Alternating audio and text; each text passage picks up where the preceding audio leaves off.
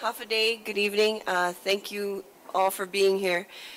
This town hall meeting by the Committee on Housing, Utilities, Public Safety, and Homeland Security is now called to order. It is now 5:37. For the record, notices for this meeting were sent out to the mayors of municipalities of Dededo, Inarajan, Maritzo, and Talafofo. A notice was also sent out to the Department of Land Management, as well as all main media broadcasting outlets on Wednesday, March 1st, 2017. The purpose of this town hall meeting is to help the committee and general public to understand issues of concern regarding the Land for the Landless program and to address concerns of Bill number 26-34 relative to extending timelines and means of notification for Land for the Landless purchases. I have introduced this bill to extend deadlines and to provide greater communication between you, the applicants, and the Department of Land Management. As chairwoman for the Committee on Housing, I am very concerned about the impact that closing the Land for the Landless program cases would have on housing for individual families on Land for the Landless properties. I want to assist our residents as well as the Department of Land Management to resolve the remaining issues. So just to give an overview of this bill, in the 33rd legislature, there were two bills that were passed, and it addressed it of consolidating the recipients who have defaulted on their payments within the Land for the Landless program. And now, due to the default of the payment, the bill, their properties will now be transferred into the Chamorro Land Trust. I have with me today Mr. Mike Borja from Department of Land Management and Mayor Savaris from our Dededo Mayor, and we are currently at the Dededo Senior Center. And tomorrow we'll be at Inarajan Community Center as well. What we're doing is we're having one in the north and one in the south to address the various subdivisions that were given to some of the recipients. And the purpose for this bill is to encourage those to work with the Department of Land Management because they are very open in assisting those that need to pay for their properties. So I want to thank Mr. Borja for being very supportive and also doing his due diligence, the Department of Land Management doing their due diligence in making sure that the people who own these properties or who owe money on their property have been informed.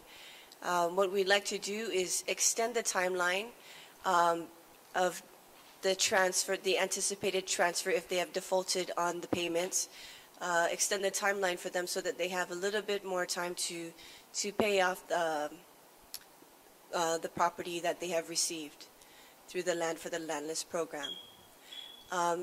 And Mr. Borja, do you have any remarks that you'd like to make?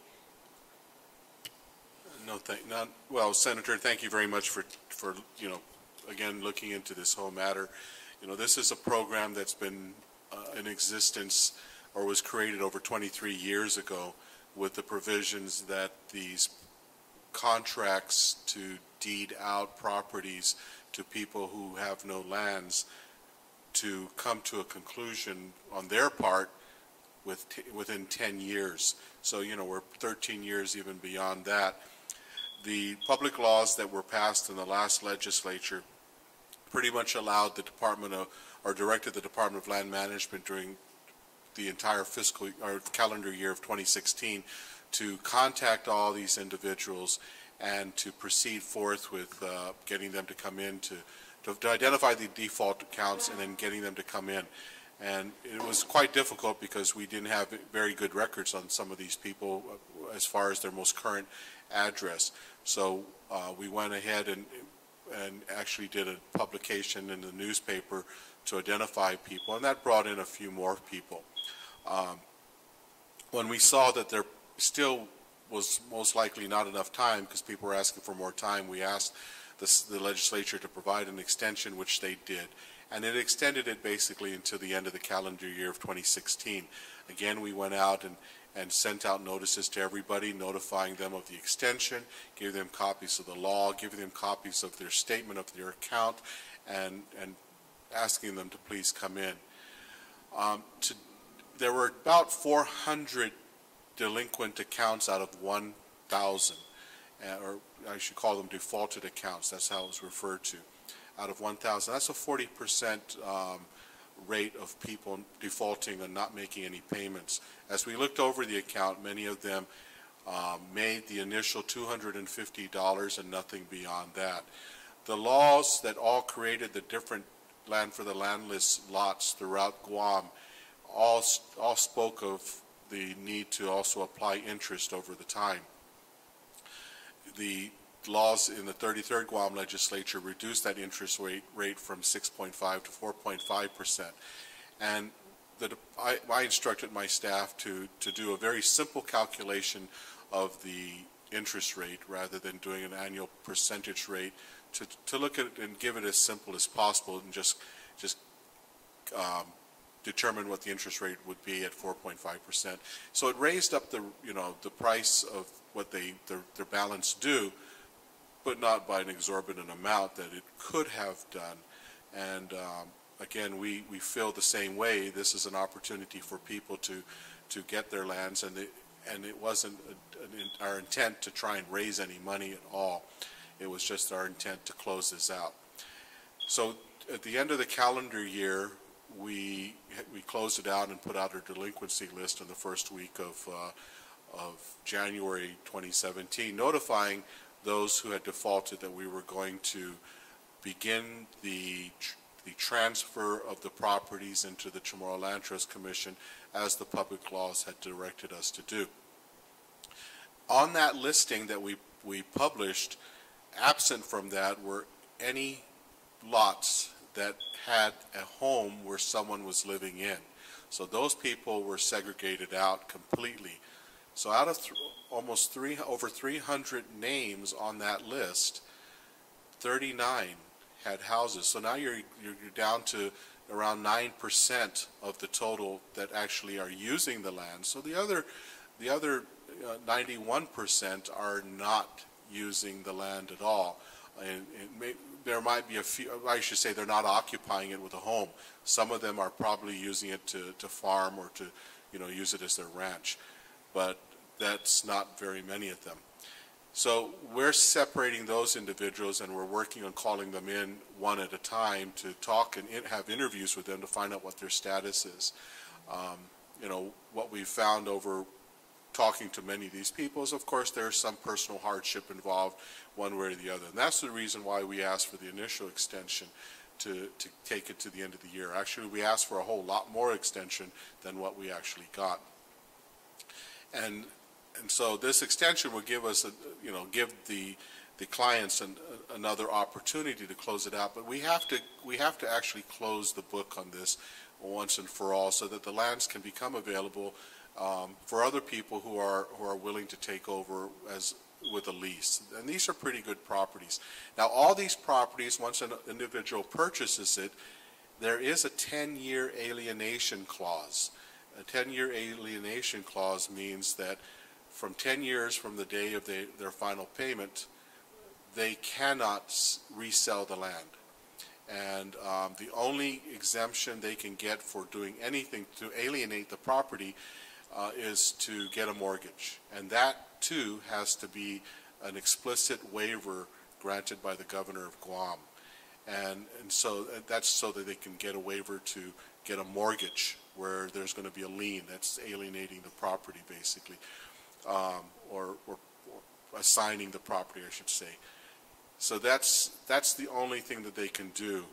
Now, one other caveat to that is that, through an Attorney General's opinion years ago, is that if the original individual who contracted out to get the property and who was deeded the property passes away, his heir, whoever, beneficiary, whoever is going to then get the land next, and most likely in a probate, the 10-year alienation clause is not applicable.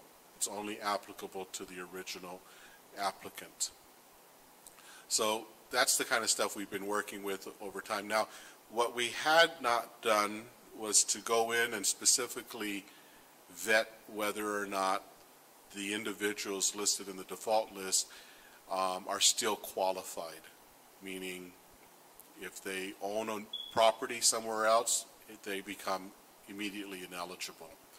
And we have not done that part of the due diligence. We just said, let's just give these people another opportunity based on what they originally had requested, and we can move forward with this.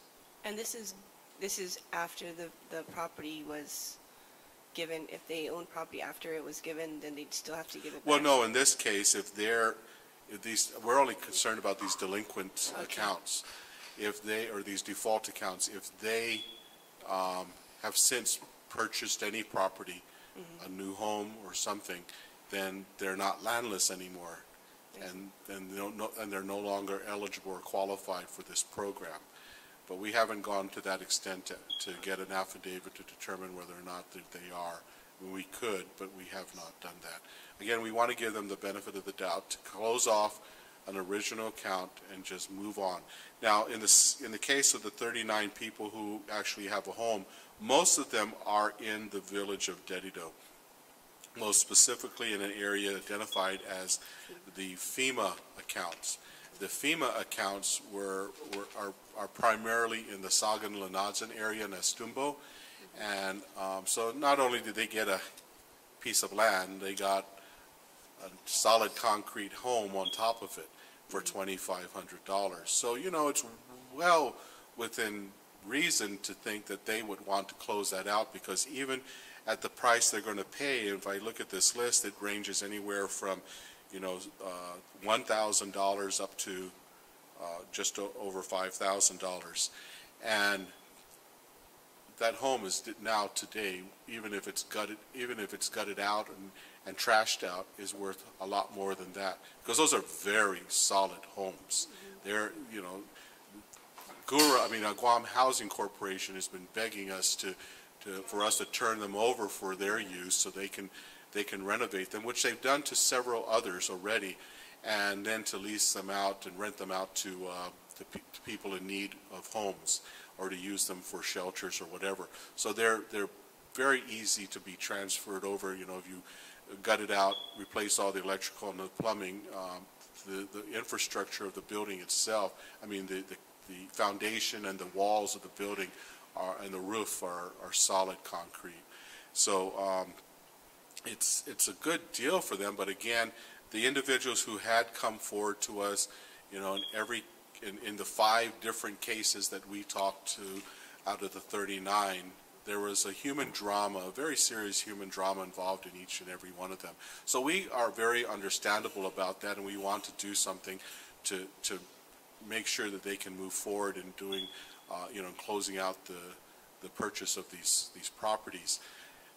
What we would like to work with the legislature, should there be cases where some of these individuals may not have any ability to ever close it out, is to look at alternative plans for these folks. So the last thing we want to do is displace people in a home. You just make the social issues more serious. So we have to kind of brainstorm what we want to do with these individual families that are currently in those homes, whether it's some alternative lease process, whatever it is, or put them under a program that's already existing. We're not in the business of leasing out people's homes. Our job is to just deal with the land. And so there are other agencies within the government of Guam that do that very well, and that's what they're geared up to do. Guam Housing Corporation, for example. So we need to just kind of brainstorm some ideas, and they have to be actually several different kinds of options. Maybe some of these might fall under a COTC lease. Maybe they can't even qualify to do that. We have to look at something, and maybe they have to be under an alternative kind of payment method rather than $1 a year. There's some other kind of payment. I don't know. That's what we have to determine. But we feel, too, at the Department of Land Management, the need to preserve those families as a whole and not to displace them out of their homes. When it comes to the lands that are completely vacant and totally unused for the last 23 years, you know, then we need to have finality in those properties, and just, if it's the desire of the legislature to give them another period of time to work on this, we'll work on it, and again, try to do our best to make contact. The individuals in the homes, it was easy to make contact because we personally served everyone in those houses. The people in the blank, open, empty lots, there's no one to serve the letter to. We're basing everything just on last known mailing address, and like I said, we sent them out certified mail. Many of them were returned back as undeliverable. That's the reason why we had to go through the newspaper publication to notify these people. My suggestion is that, the cost of certified mail to 300 people is going to be quite expensive, and that we forego that at all to any of those people and just move on with some kind of newspaper publication. And all these come at a cost, and originally the cost was bore out of the Department of Land Management's budget, which is already pretty tight. Mm-hmm. So my recommendation is there be some kind of appropriation allowed. And I think we got that in the second bill that came through the legislature to help pay for the activities, the printing costs, the publication costs, all the certified mail costs that we had to go through. So, we have to look at it financially as well, whether or not we can pay for these kinds of activities straight out of our budget. Today, not really. We're not budgeted for that. Our publication budgets are for known things that we have to already pay for in the fiscal year.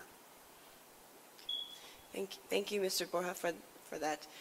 Yes, so, the issue was Mayor Doris from Inarajan was the one that came up to me, of course, perhaps because she's the biggest stakeholder in this. And, she expressed some of the challenges that some of her residents face with either paying for the land or understanding the true process of the transfer of property, of defaulted property back to the Chamorro Land Trust. So, her concern was that the people weren't informed. But of course, yes, we have done the due process of informing everyone. So this is why we reached out to the mayors who have direct contact with the constituents to help facilitate this process. And I appreciate all the hard work that you've been doing. I'm very grateful that you are supporting this, and that you want to work with the people, especially the one with the homes. So we also have Mayor Savares to speak on their behalf, perhaps, of the FEMA subdivision. Thank you, Senator. Welcome to Derrida. Thank you. I did speak after we had the meeting at your office.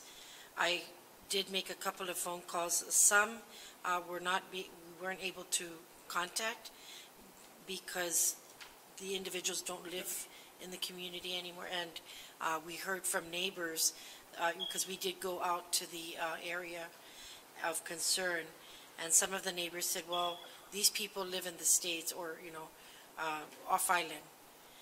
There were several families that we did encounter, and they were aware because they did receive the letter, the notice of how much they owe, and of course with the interest that was added on.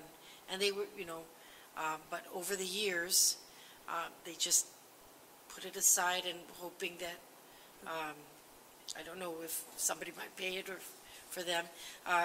There was several properties where the property owner has passed and there has not been any probate. Mm-hmm. So the children were not sure of who was going to get together to pay that balance off. So, we just said, well, there is going to be something coming up. Be looking out, we'll let you know. It's hard. Some families were living in the area.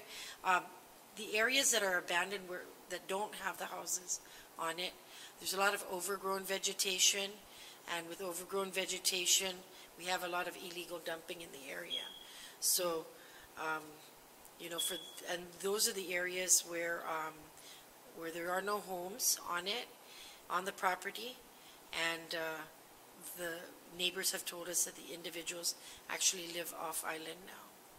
So I would like to see that somebody else, if the individuals, the property owners, are not going to come back and do not want to, you know, have anything to do with the property and have no intentions of, you know, like Mike said, they can't sell it.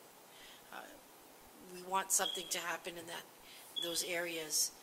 And see, the infrastructure's there. These areas have sidewalks, power, water.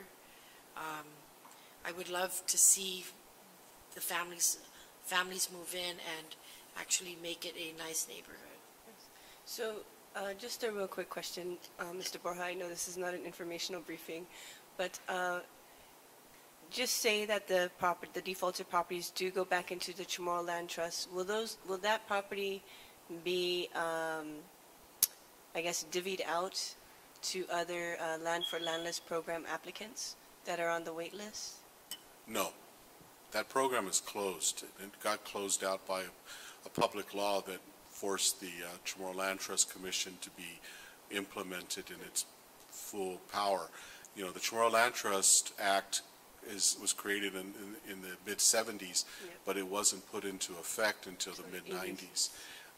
In fact, I just surveyed out one of the last intended land for the landless properties called Track 9210 up in Jigo, right at the just right up against the fence line of Anderson's gates, and that property had no infrastructure at all, and still pretty much does not, and most of it. However, what we found was that Guam Waterworks was doing some major system improvements in that area and laying out significant water lines and fire hydrants.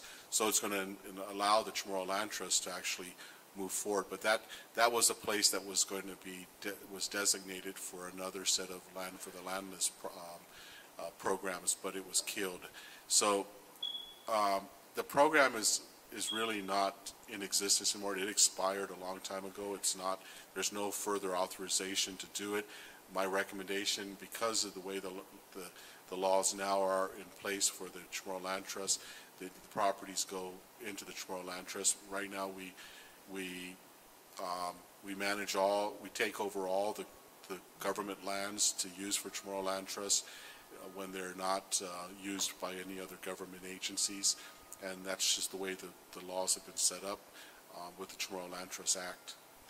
Do you know how many applicants were waiting for property when they closed the Land for the Landless program? You know, I couldn't answer that question, but I know in one case where I saw that, you know, there weren't a lot. I mean, they did if they had 500 or 300 or a couple 150 slots, for example, you know, there weren't that many behind, you know, left waiting. But again, it's not. I don't know if there's any authorization for us to do that. If you wanted to reenact it, I don't know what kind of pushback it's going to get as far as Chamorro Land Trust and goes. But we can find out what those numbers are. I can get that to you later on. But today I can't give you that answer. You know, I got to tell you that when I went, you know, I call them my field trips to all these different sites over the past couple of years. I'm just totally astounded by the fact that many of these properties, especially down in the south, you know, they have the most gorgeous views in the world, $1 million views. There's roads there and everything ready to go. One of them overlooks Seti Bay. Nobody's there. And so you kind of wonder, well, you got it. Why aren't you using it? You know, you've got something. If they had paid for it within their 10 years or even sooner, I mean, it's all theirs now. If they sold that piece of property, they'd get 20, 30, 40 times the amount they put in as an investment. But, you know, when you see these all unoccupied, when they're perfectly suitable for inhabitation and use. Now, down in the south, there were some other issues, and all those got resolved as well. There's some particular issues that we'll discuss tomorrow, but it basically, people who were who were not included or had properties that were not usable, there were laws that transferred them someplace else. Yep. Now, if there were those that were not lucky enough to get that, we cannot do anything about it. There were not, those people were specifically identified in the law. It wasn't like anyone that doesn't like it come in and do something. They were listed by name of what properties, and that's how all these laws were done. After the lottery, they were listed by law, who got what. And so it's not a matter of, that's why we have this restriction of what we can really do and can't do with these properties today. Okay.